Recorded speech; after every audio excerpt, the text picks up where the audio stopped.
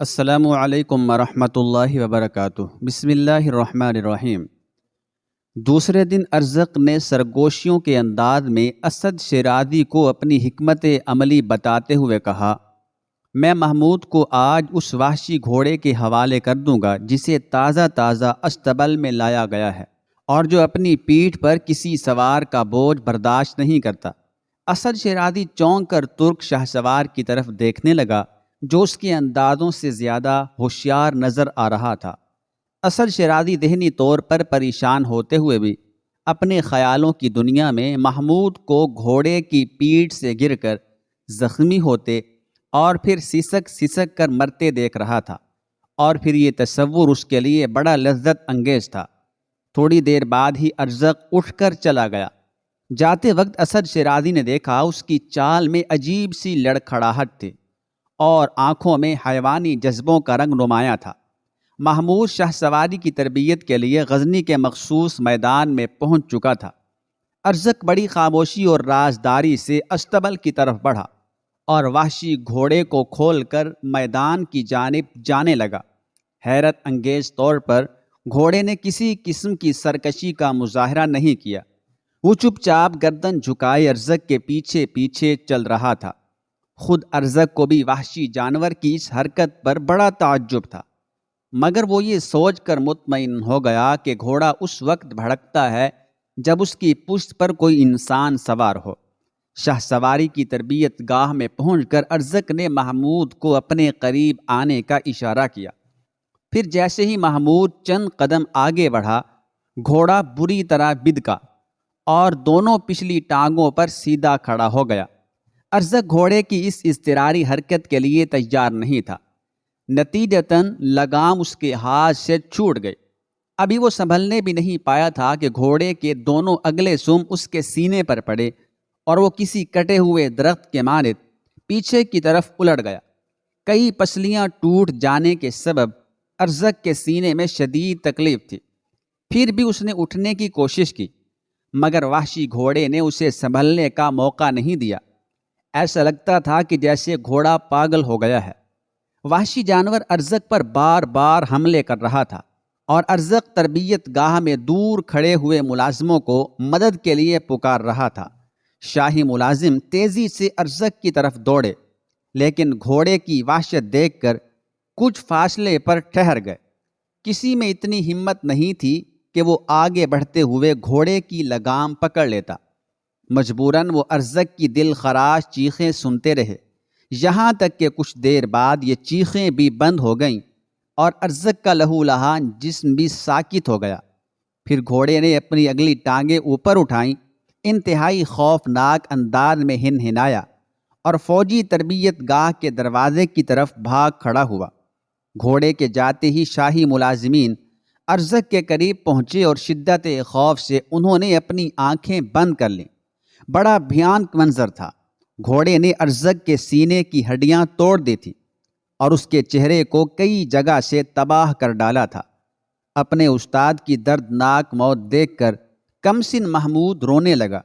پھر یہ دہشت ناک خبر سبکتگین تک پہنچی تو وہ بدحواشی کے عالم میں بھاگتا ہوا تربیت گاہ کے اندر داخل ہوا اور جاتے ہی محمود کو اپنے سینے سے لگا کر پیار کرنے لگا۔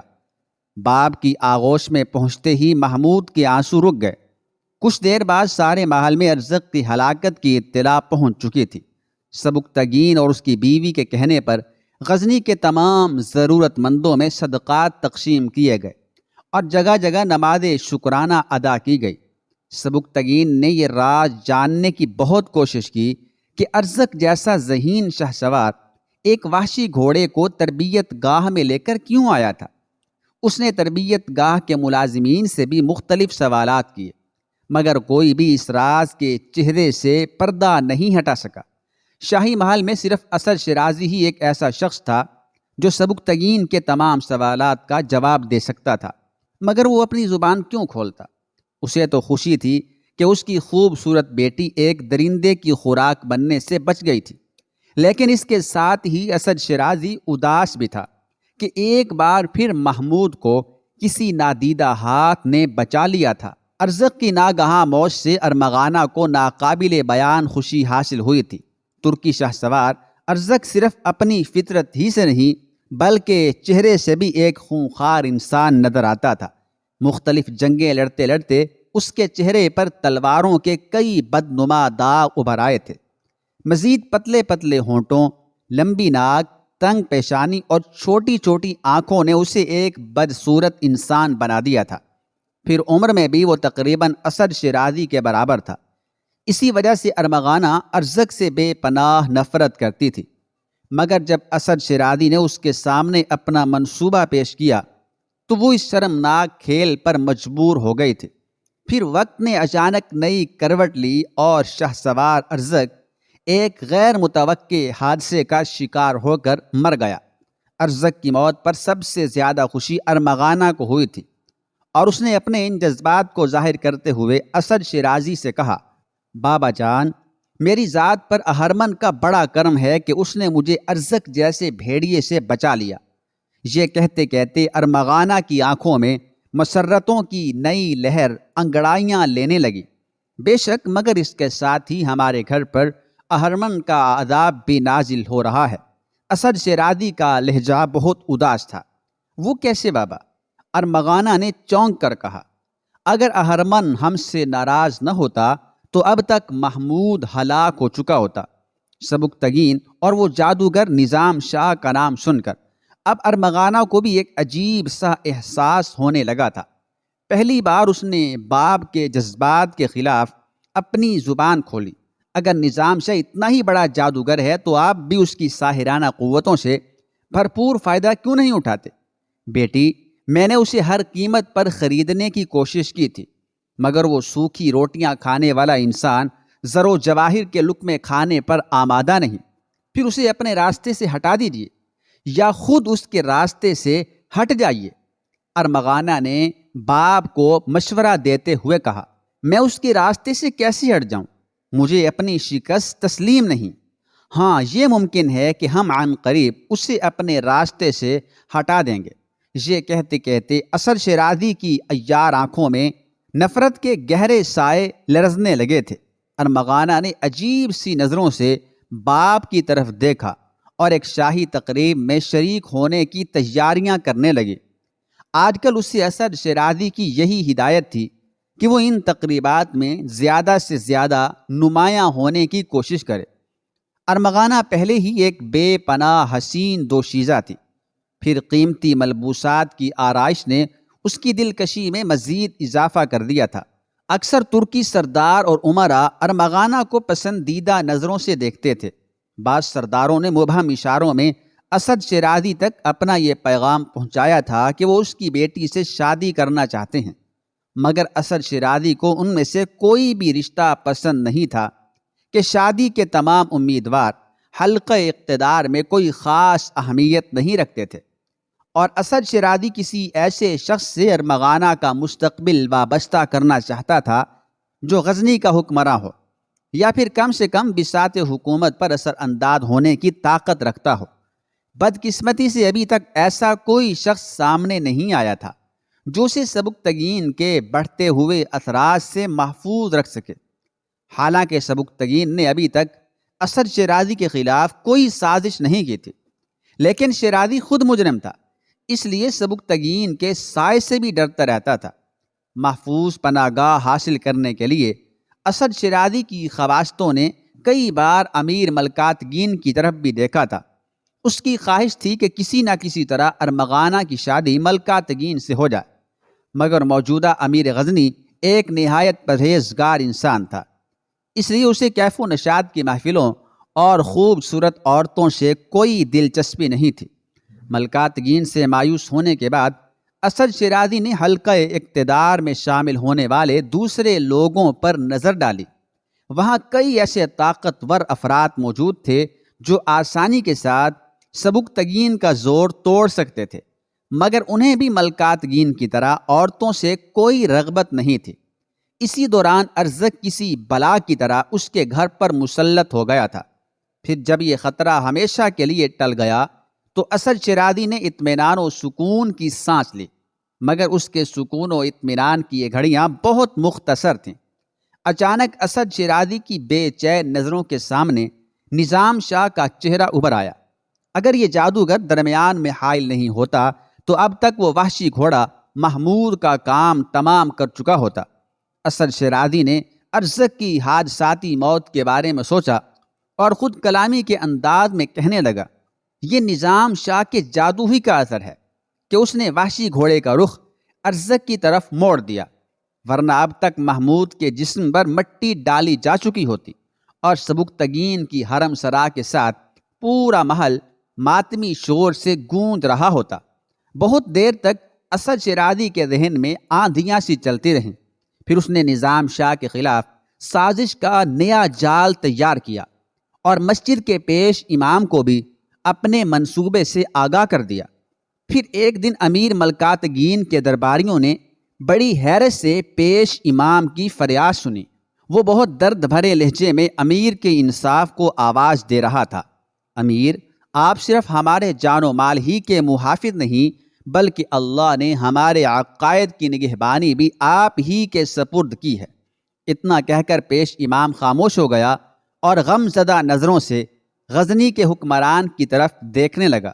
بے شک ملکاتگین کی پرجلال آواز گونجی، یہ اللہ کا بے پناہ کرم ہے کہ میں اس کا حقیر بندہ اپنے فرائض سے بے خبر نہیں ہوں، مگر محترم امام، میں آپ کی گفتگو کا مفہوم نہیں سمجھ سکا۔ ذاتی طور پر انسان اپنے عقائد کی حفاظت خود کرتا ہے، مگر امیر عالی مقام، جب کوئی یہودی جادوگر غزنی کی حدود میں داخل ہو جائے اور اپنی شعبدہ بازیوں سے مقامی باشندوں کو گمراہ کرنے لگے تو پھر اس فتنے کو ختم کرنے کی ذمہ داری کس پر عائد ہوتی ہے؟ مسجد کے پیش امام نے بڑی ذہانت کے ساتھ اسد شیرازی کے منصوبے کو امیر ملکاتگین کے سامنے پیش کیا تھا۔ یقیناً یہ ہماری ذمہ داری ہے کہ ہم بیک جنبش اس فتنے کو نیست و نابود کر دیں، مگر وہ یہودی جادوگر ہے کون جو ہمارے ہوتے ہوئے اتنی خاموشی کے ساتھ غزنی کی سرحدوں میں داخل ہو گیا ہے اور اللہ کے معصوم بندوں پر اپنی شعبدہ بازی کا ہنر آزما رہا ہے؟ اللہ گواہ ہے کہ ہم اتنی بے خبری کی نیند کبھی نہیں سوئے کہ یہودی قزاق ہمارے عقائد کی خیمہ گاہ پر شب خون مارنے لگے۔ امیر ملکاتگین کے باروب چہرے پر اچانک اداسی جھلکنے لگی تھی۔ وہ یہودی جادوگر نظام شاہ ہے جو مسلمانوں کی قبا پہن کر اسلامی مملکت کی حدود میں داخل ہوا اور غزنی کی ایک مسجد میں قیام پذیر ہے۔ پیش امام کا لہجہ بہت جارحانہ تھا۔ اب وہی یہودی ساحر اپنی شعبدہ بازیوں سے غزنی کے سادہ لو انسانوں کو گمراہ کر رہا ہے۔ پورا دربار بڑی حیرت سے پیش امام کا بیان سن رہا تھا۔ اس وقت دربار میں سبکتگین بھی موجود تھا۔ جب اس سے پیش امام کی الزام تراشی برداشت نہیں ہوئی تو وہ اپنی نشست پر کھڑا ہو گیا اور ملکاتگین کو مخاطب کرتے ہوئے بولا، امیر محترم، یہ بڑی اذیت ناک حرکت ہے کہ امام سیف الدین جیسے ذمہ دار شخص ایک سچے مسلمان پر یہودی ہونے کی تہمت لگا رہے ہیں۔ امیر ملکاتگین نے پیش امام کی طرف سوالیہ نظروں سے دیکھا۔ میرا بیان کردہ ایک ایک حرف سچائی کا آئینہ دار ہے امیر۔ پیش امام بڑی بے حسی کے ساتھ جھوٹ بول رہا تھا۔ غزنی کے سپہ سالار بھی نظام شاہ کی جادوگری کا شکار ہیں، اسی لیے وہ ایک یہودی کو سچا مسلمان ثابت کرنے کی کوشش کر رہے ہیں۔ میں نے بارہا دیکھا ہے کہ یہ اپنے بیٹے محمود کو لے کر اس شعبدہ باز کے پاس جاتے ہیں اور شاید اپنے اس عقیدے کے سبب نظام شاہ کو بچانے کی کوشش کر رہے ہیں۔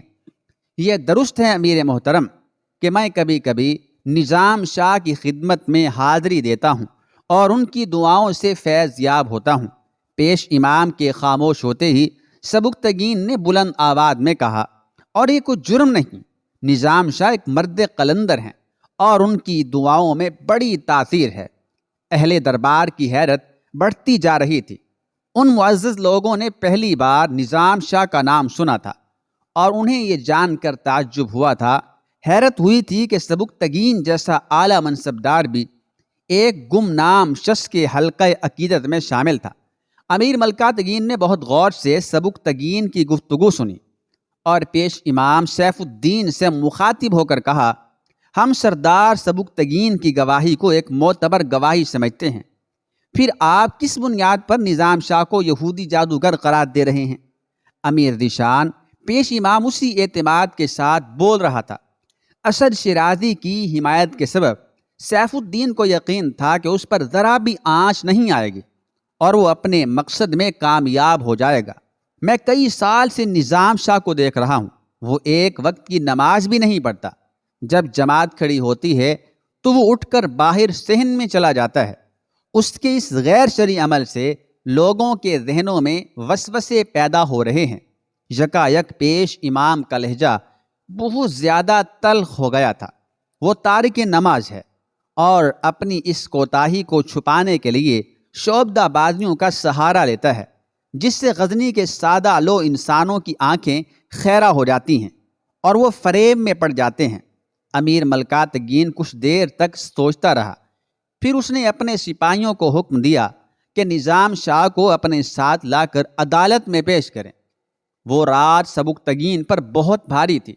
غزنی کا سپہ سالار شدید اضطراب کے عالم میں ساری رات جاگتا رہا۔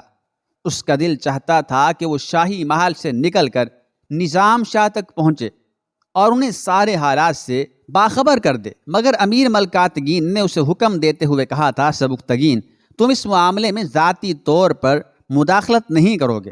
نظام شاہ کو اپنا مقدمہ خود پیش کرنے دو، اس پر مذہبی عقائد میں خلل ڈالنے کا سنگین الزام ہے۔ امیر کے اس حکم نے سبکتگین کو زنجیریں پہنا دی تھیں۔ وہ اپنی بیچارگی پر اتنا شکستہ تھا کہ بار بار اس کی آنکھوں میں آنسو آ جاتے تھے۔ دوسری طرف اسد شیرازی کی خوشی ناقابل بیان تھی۔ وہ کیف و نشاط کے ان لمحوں میں مزید رنگ بھرنے کے لیے مسلسل شراب پی رہا تھا اور مسجد کا پیش امام سیف الدین کے سامنے بیٹھا وزیر مملکت کے نئے اشارے کا منتظر تھا، کہیں نظام شاہ کی جادوگری سے خوف زدہ نہ ہو جانا۔ اسد شیرازی نے پیش امام کی ڈھارس بندھاتے ہوئے کہا، تم اس جنگ میں اکیلے نہیں ہو، میں ہر قدم پر تمہارے ساتھ ہوں۔ اگر تم سبکتگین کے اثر و رسوخ سے متاثر نہیں ہوئے تو پھر نظام شاہ کو سزا یاب ہونے سے کوئی نہیں روک سکتا۔ حضور، میں نے تو اپنا مستقبل ہی دو پر لگا دیا ہے۔ پیش امام کی آواز میں ہلکی ہلکی لرزش تھی۔ گھبراؤ نہیں، میں تمہیں تمہارے شاندار مستقبل کی بشارت دیتا ہوں، اسد شیرازی نے جھومتے ہوئے کہا، اور اگر تم اس جادوگر سے ڈر گئے تو پھر بڑی رسوائی ہوگی۔ اس وقت شاید میں تمہیں نہ بچا سکوں۔ پیش امام نئے عزائم کے ساتھ اٹھا اور وزیر مملکت کے مکان سے نکل کر مسجد کی طرف روانہ ہو گیا۔ کوئی نصف شب کے قریب پیش امام نے مسجد میں داخل ہو کر دیکھا، نظام شاہ حسب عادت گھٹنوں میں منہ چھپائے ہوئے بیٹھے تھے۔ پیش امام مسکرایا اور دل ہی دل میں یہ کہتا ہوا اپنے حجرے کی طرف چلا گیا، تیری جادوگری کی یہ آخری رات ہے، کل صبح تو اپنی تمام تر شعبدہ بازیوں کے ساتھ کسی ویران گوشے میں دفن ہو جائے گا۔